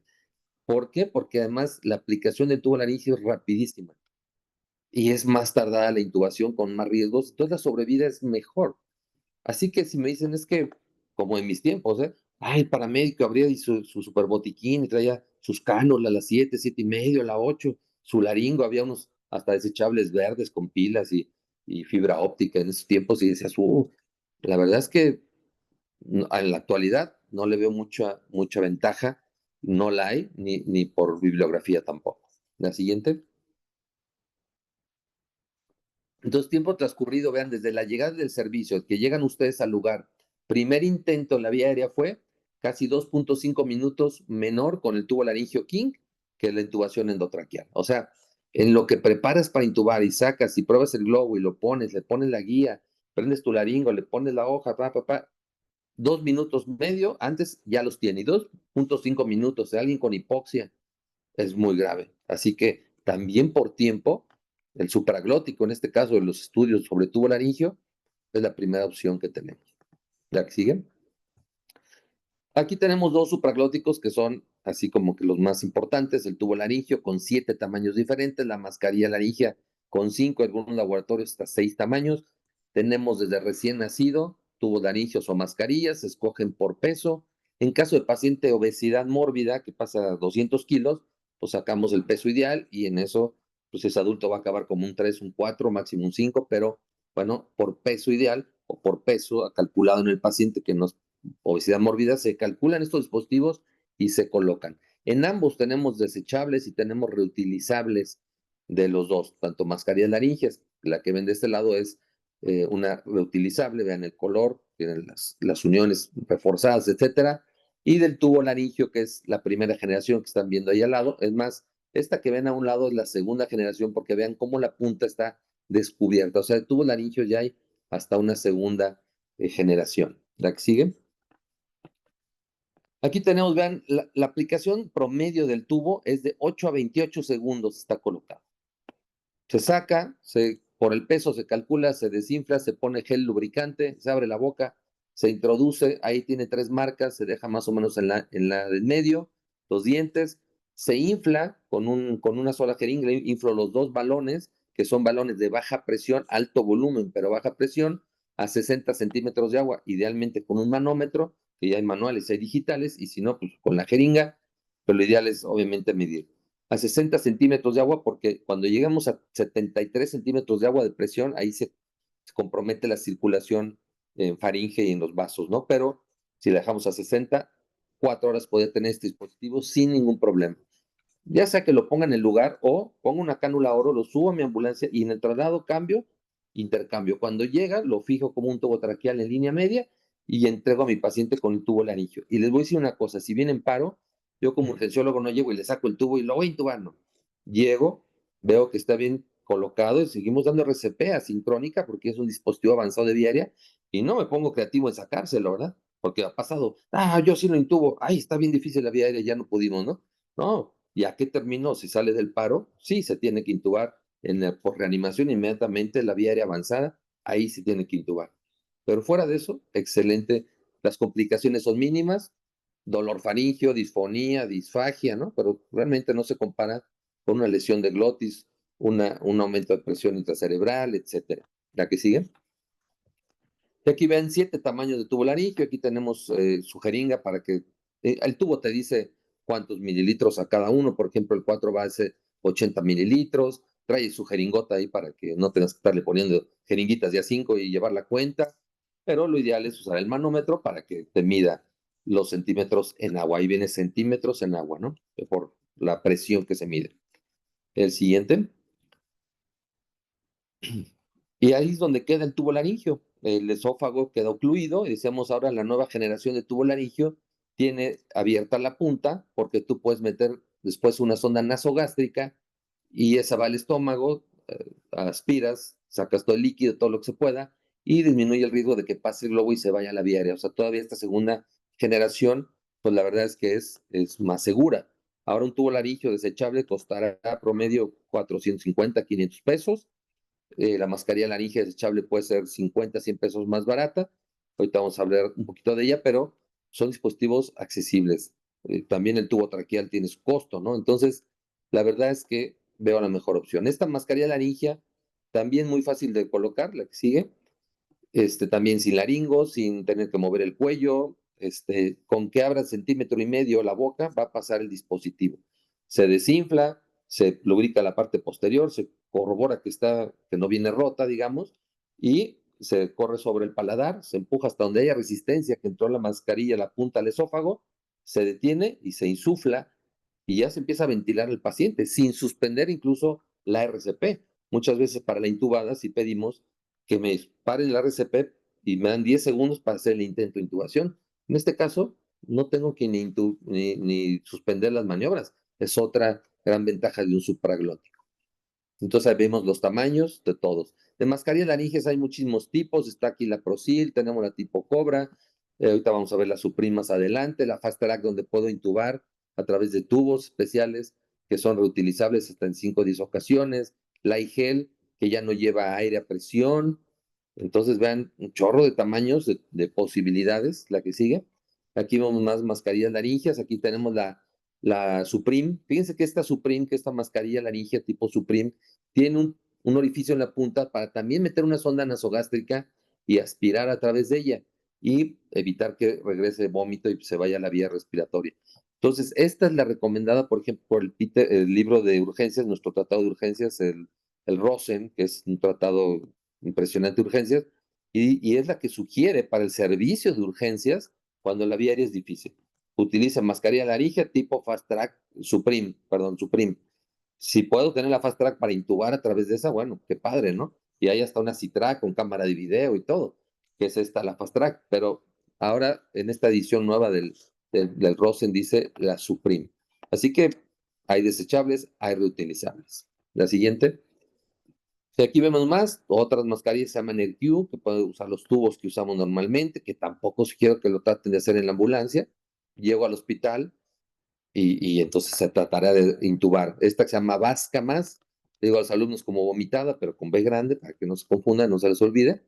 La Vasca más, la cuarta generación de mascarilla laringe, una maravilla, no se infla, se sella perfectamente, ventilas, pasa el aire y tiene un orificio grandísimo para esófago, que es una cámara posterior, se comunica entre sí y obviamente no pasa a la cámara anterior. Y cuando tú ventilas, sella, pasa el aire y cuando sueltas, pues ya no hay un globo a presión ahí todo el tiempo.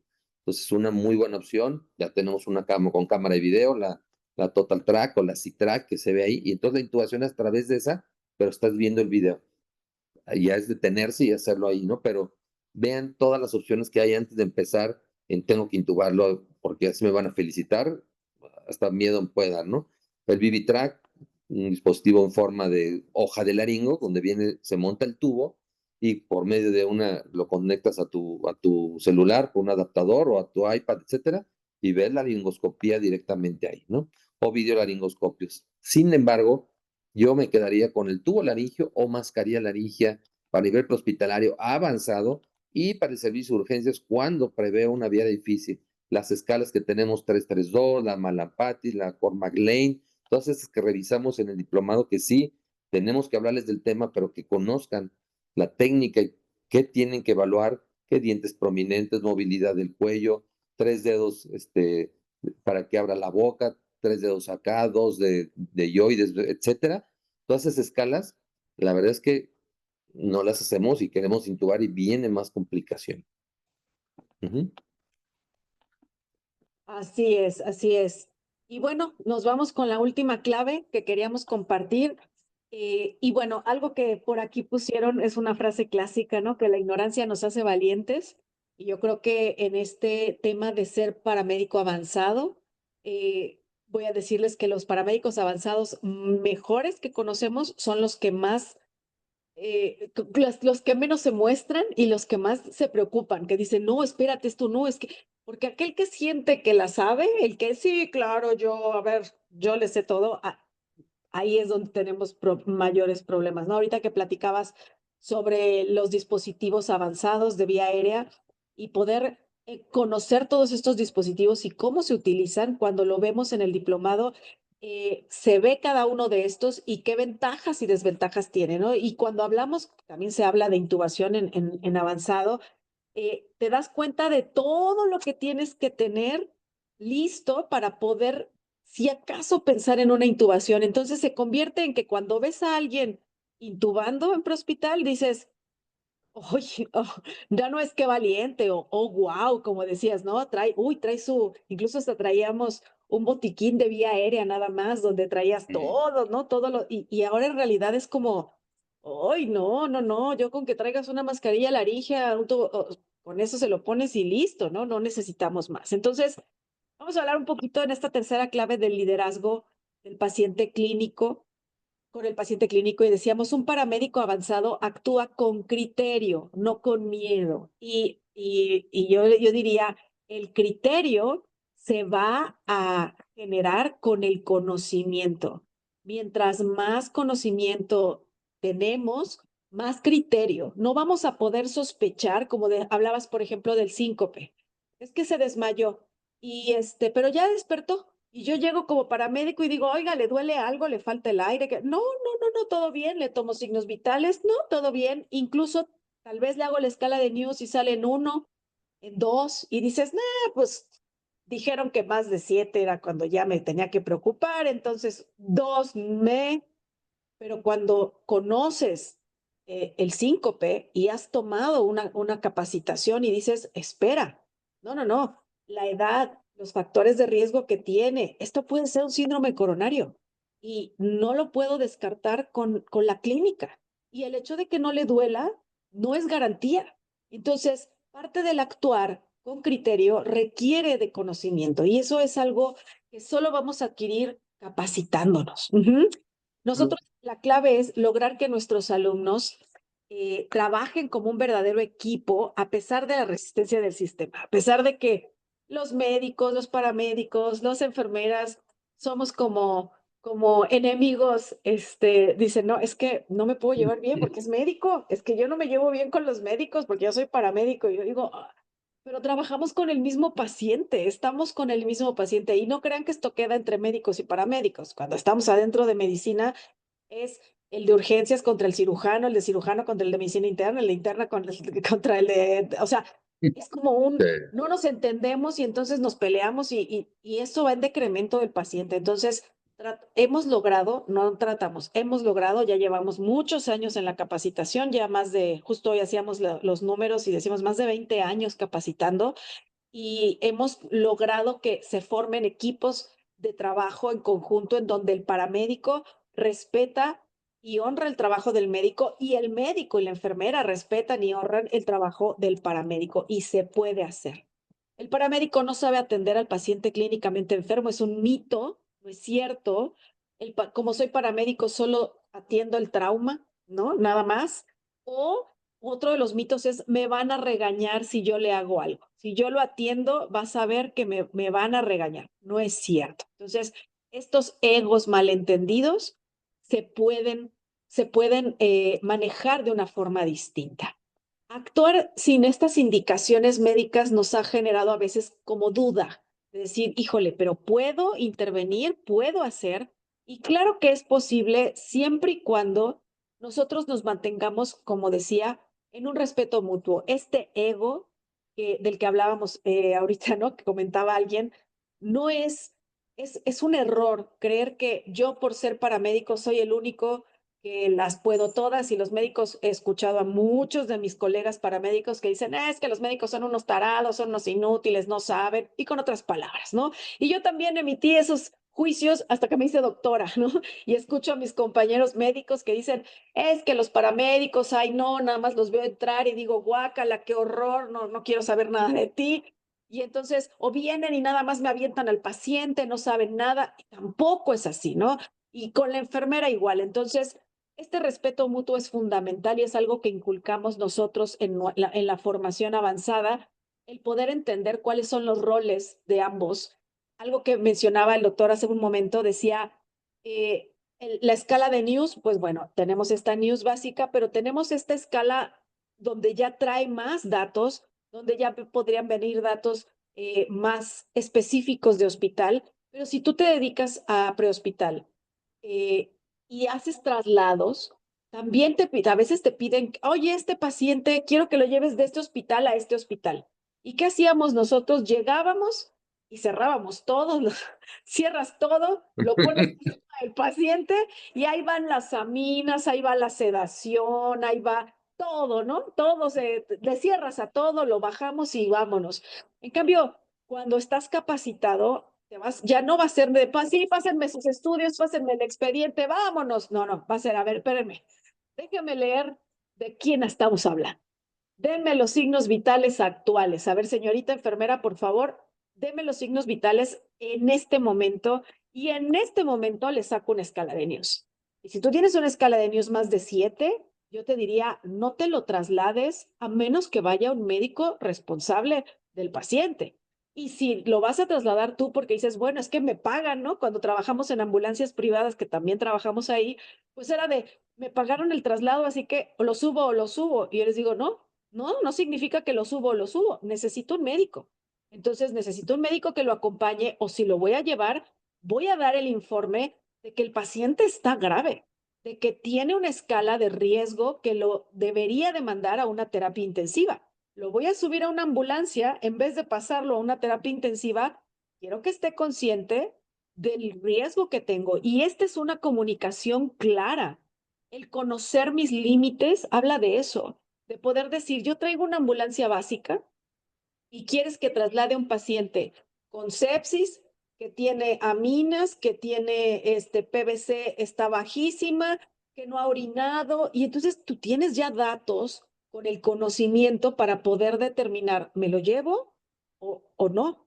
O incluso hay ocasiones que tú como prehospital puedes decidir, no, doctor, primero reanímelo, primero téngame una vía aérea asegurada, primero necesito que tenga todo lo que le pueden hacer aquí y entonces lo traslado. No, nada más voy a subir pacientes simplemente porque me dijeron que lo trasladara. Entonces, este conocimiento ayuda a eso, a que tú puedas tener esa certeza en los traslados también. Este circuito cerrado de comunicación también es importante. ¿Qué dijo? Ah, lo que dijo es esto. Ok, y que yo sepa con quién estoy hablando. Cuando hablamos ya sea entre nosotros o con el médico, tengo que tener un circuito cerrado de comunicación. Doctor, tiene estos signos vitales. Escucho, tiene una TA de tanto, o sea, estoy rebotando la información para que entonces tengamos la misma información ambos. Estas indicaciones deben ser claras. Cuando te piden un traslado y no hay un diagnóstico exacto, pero el paciente está grave, requieres, esta escala de News te va a ayudar para poder decir, ¿lo puedo trasladar o no lo puedo trasladar?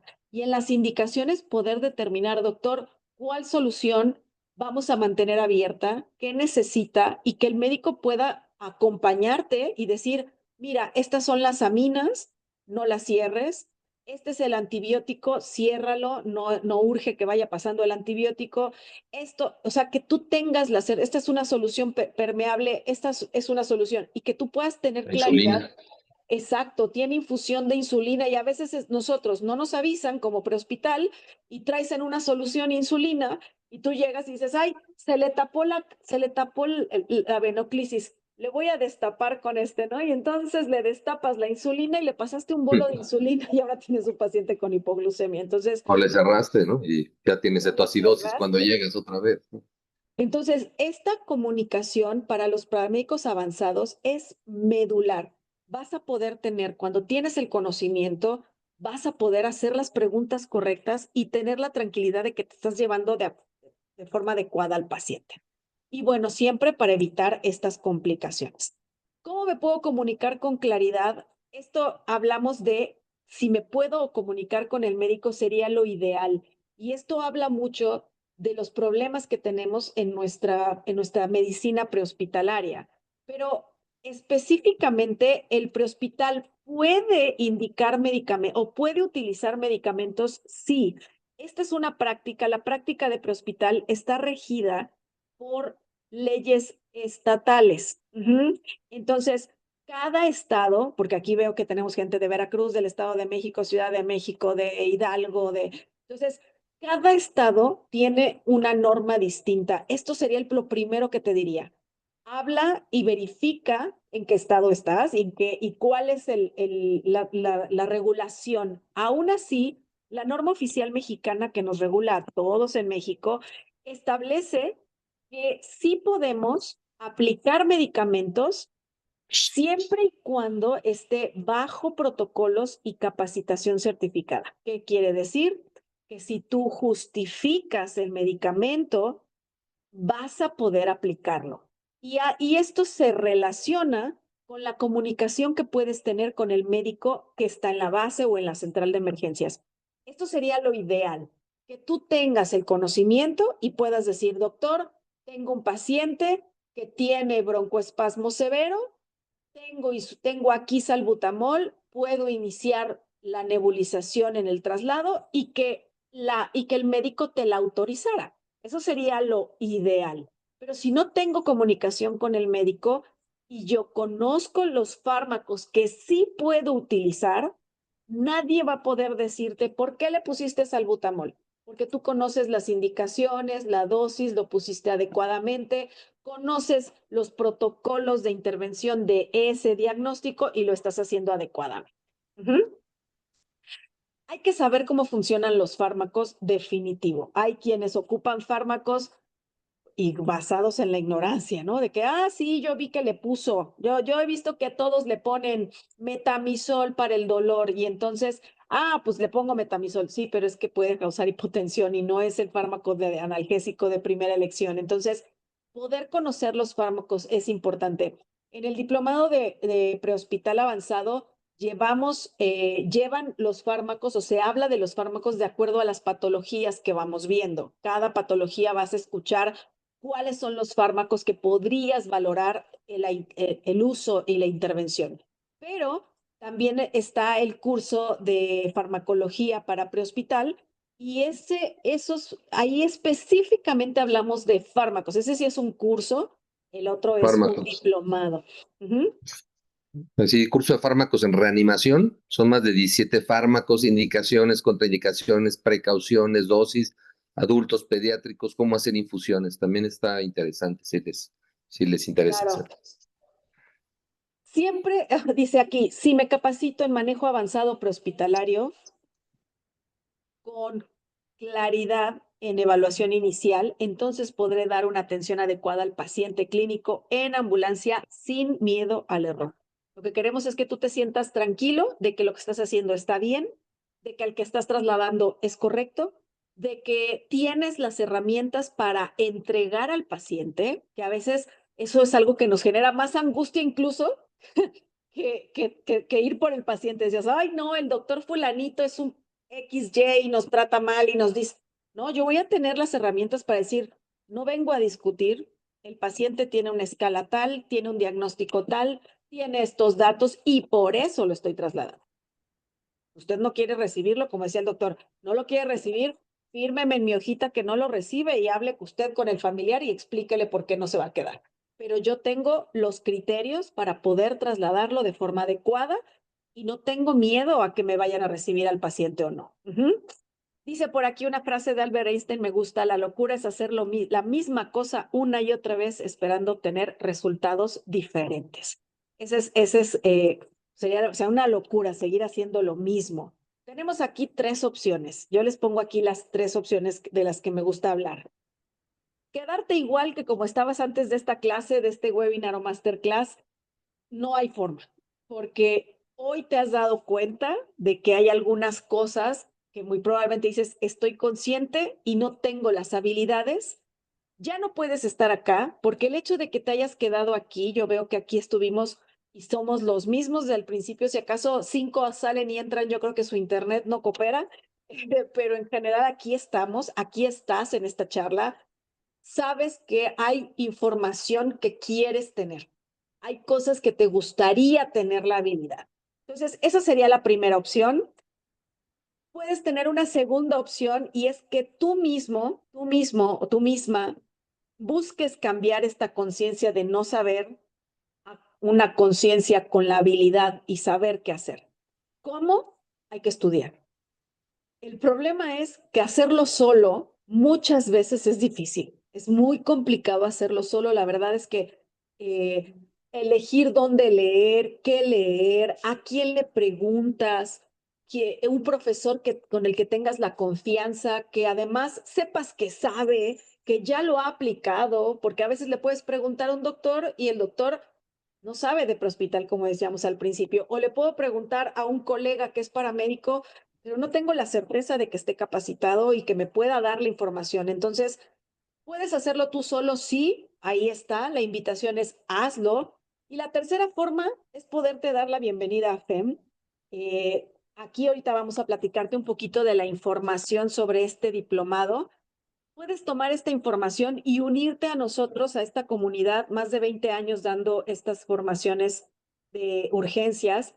Vamos a iniciar el diplomado de prehospital avanzado y bueno, pues podemos acompañarte en este viaje de evolucionar la atención que le das a tus pacientes en prehospital.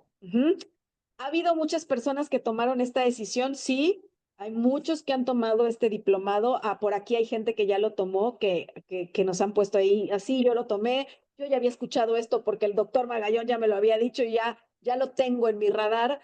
Y queremos que tú te unas a este grupo, a esta formación en donde el paramédico tiene una visión distinta y ampliada. Este es el diplomado, ese diplomado de nivel avanzado en atención prehospitalaria.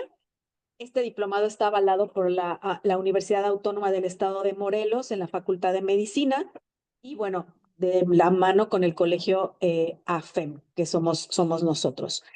¿Qué es el programa? Te quiero platicar, este es el programa que nosotros tenemos, son 25 semanas, es un programa bien intenso, porque estas 25 semanas estamos dando, digamos que estamos viendo temas semanales y en esta formación de 6 meses, digamos que nos capacitamos en estos videos. ¿Cuántas veces hemos tomado cursos en línea y terminan siendo clases muy aburridas?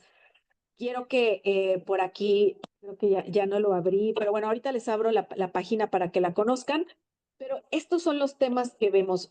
¿Quiénes dan los cursos? Bueno, principalmente nuestro instructor es el doctor Jorge Magallón. Por ahí yo también colaboro con algunas clases, pero somos nosotros, en este de prehospital, somos nosotros los que estamos de la mano con ustedes y lo que hacemos es ver estos temas, están por semana. La primera semana vemos identificación del paciente crítico, toma de decisiones, empezamos a practicar la escala de News que hoy vimos y luego nos adentramos ya a las patologías. Vemos al paciente con dolor torácico, el paciente con síndrome coronario, hablamos del electrocardiograma porque ya tenemos muchos electrocardiograma en nuestras unidades de ambulancia y saber leer el electro normal es medular. Entonces, vemos electrocardiografía normal, vemos el electro para el paciente con problemas coronarios. Ese es la verdad muy bueno el tema. Hablamos de paro cardiorrespiratorio, obviamente, hablamos de arritmias letales, identificación de ritmos lentos, de ritmos rápidos, tratamiento de pacientes con desnivel positivo, que es el Zika con más complicaciones, abordaje de dificultad respiratoria, datos de alarma de vía aérea, tratamiento de esta dificultad respiratoria. Por acá vemos manejo de vía aérea en el paciente pediátrico también, gasometría. Por acá alguien decía, ay, que le pidió una gasometría y dices, ¿cómo para qué vemos gasometría? Porque para nosotros, el paramédico avanzado hace traslados de paciente crítico y esos traslados son medular, saber qué estoy leyendo del expediente del paciente y cuando algo me habla de algo crítico y de poder decir, a ver, espérame, doctor, ¿cómo me voy a llevar al paciente si tiene datos gasométricos de una acidosis descompensada? Primero vamos a atender eso, doctor, deme una gasometría con mejor estado. Entonces vemos paciente con asma, EPOC, vemos hipoglucemia, que es uno de los errores más comunes en prehospital, estado cetoacidótico y estado hiperosmolar, qué identificar, cómo tratarlo, choque hipovolémico en el adulto, en el niño. Vemos por acá sepsis, que, es otro de los problemas que dicen prehospital, lo ve como, bueno, tiene fiebre, pues llévelo al doctor, es más, ni siquiera al hospital, y ver datos clínicos de cuando una infección es grave, es medular. Eventos vasculares cerebrales o accidente cerebrovascular, tratamiento del paciente con preeclampsia, eclampsia, el abordaje de los intoxicados es otro tema importantísimo, cómo acercarse al paciente intoxicado grave, intoxicación etílica, vemos también intoxicación por opiáceos y por cocaína, el abordaje del gran quemado y bueno, la evaluación, que obviamente, toda formación seria debe tener evaluación. Aquí hacemos una evaluación final, pero también hay evaluación semanal. Cada semana tú tienes, más que una evaluación, es como una autoevaluación para que tú tengas certeza que estás aprendiendo. ¿En qué estudiamos? Bueno, nosotros les mandamos a ustedes, una vez que te inscribes, se envía el libro que nosotros escribimos. Aquí está doctor Magallón, doctora Norma. También tenemos paramédico Raciel, que colabora con nosotros en este libro. Y bueno, este libro lo vas a tener, aquí está tú, Raciel, está el doctor Juan Carlos y nosotros dos. Hicimos este manual para poder basarnos. ¿Qué es lo que hace el manual? Te da la tranquilidad de que puedo leer ahí la información y sé que es información actualizada. La información más reciente en tu página, digamos que en la página de AFEM también tenemos una biblioteca virtual que te voy a mostrar un poquito más adelante. Aquí está el programa, llevamos 6 meses, el libro lo mandamos a tu domicilio, la biblioteca virtual. ¿Y quién nos avala? Bueno, hay por ahí hay un micrófono abierto, pero por aquí está. Este es el diploma que les llega con fotografía. Tú tienes que enviar una fotografía cuando te inscribes. Te damos un tiempo y te damos las características para que nos envíes tu foto y nosotros te vamos a enviar el diploma al final, una vez que terminas tu formación, que apruebas y que tienes todo listo, entonces te enviamos el diploma a tu domicilio y mientras esté en las zonas que son más fáciles de acceso, está incluido el envío, ¿no? Ya por ahí, salvo algunos escasos lugares. Estos son los diplomas, la gente así lo recibe en casa. Y bueno, este diploma, que aquí está, diplomado nivel avanzado de atención prehospitalaria, eh, ayuda muchísimo al paramédico no solo para poder tener digamos, más herramientas de conocimiento, sino además tiene un aval oficial, ¿no? Entonces eso también es muy, muy importante. Precio, yo sé que todos queremos el precio, el precio. Dice, finalmente, actuar en urgencias clínicas con tranquilidad, ¿valdrá la pena? O sea, tú que estás en prehospital, ¿valdría la pena? ¿Te sentirías cómo te sentirías si cuando llegaras al paciente clínico supieras con toda certeza y tranquilidad qué puedo hacer, qué no puedo hacer, a quién subo, a quién no subo? Ya lo voy a ir a presentar y no me van a agarrar de bajada el médico. Queremos ayudarte a entender las principales patologías del paciente. ¿Valdrá la pena esto? Darte un diploma que te permita ascender en el trabajo, ¿vale la pena? La verdad es que vale la pena, lo hemos visto. ¿Cuánto valdría esto? La verdad es que lo hemos pensado. Bueno, este es el precio del anterior, aquí está. No, este no es. ¿O sí es este? Ya me perdí. No sé por qué lo habíamos. Aquí está. Sí, era 17,570, Sí, sí, ¿verdad? así Ya es. me estoy regresando, perdón. Sí, el precio total es de 17,570. Ese es el precio del diplomado completo, 6 meses, 6 meses. Se me hizo caro porque ahorita van a ver por qué se me hizo caro. Porque este es el precio original. Sí sabemos si es una lana, sabemos que no está fácil, pero queremos y hemos trabajado mucho en AFEM. Somos también conscientes de que la situación no es fácil y para el hospital tampoco es fácil. Y entonces, ya ven que lo hemos mantenido, de esos 17, lo hemos mantenido en 12,557. Este ha sido el costo constante y aún así, después de hemos apoyado con un 30% de descuento y lo seguimos sosteniendo desde hace un buen rato y el precio total es de 8,790. La verdad es que pues está a menos, o sea, casi la mitad de lo que costaba originalmente, porque de verdad es un diploma muy completo. Sí, ahorita les decíamos, espérense al final porque tenemos por ahí una sorpresa y este es lo que queríamos compartirles. La opción 1 es que pagues este costo de 8,790 en una sola emisión y si lo pagas en un solo pago, te hacemos el 10% de descuento. O sea, lo pagas en una sola y listo. Tus 6 meses vas a estar estudiando con nosotros con un 10% de descuento. Y la segunda opción es hacerlo en pagos. Puedes hacer un pago de inscripción de 1,650 y 6 mensualidades de 1,190 pesos. La verdad es que con el envío del libro, el libro que está incluido, la verdad es que hemos tratado de mantener en AFEM costos muy, muy, muy por debajo de lo que realmente cuesta. O sea, realmente este diplomado está en 17,000 pesos y es un buen precio. La verdad es que si lo piensas, es un buen precio. No está descabellado 17,000 pesos, pero sabemos que la situación no está fácil. Entonces, esto es lo que estamos ofreciendo. Y bueno, aquí tenemos que tener cuál es la prioridad. ¿Cuál es mi prioridad? Yo me dedico al hospital, quiero que mis pacientes estén mejor, quiero sentirme bien de lo que estoy haciendo con ellos y que estar tranquila con ello. Este es la forma de hacerlo, ¿no? Dice por acá, si haces el pago en este momento de tu inscripción, te damos el 10% en la inscripción. Me voy a regresar. El precio de inscripción es 1,650, así que le restamos 165 pesos y te queda una inscripción que si pagas en este momento y todavía vamos a tener un rato de inscripciones, vamos a tener ese descuento del 10% de descuento. Y si viste esta presentación y llegaste aquí, comenta con tu asesor de WhatsApp, que es el que te estuvo acompañando para que conocieras este webinar y para que platicaras hoy con nosotros y estuvieras aquí con nosotros.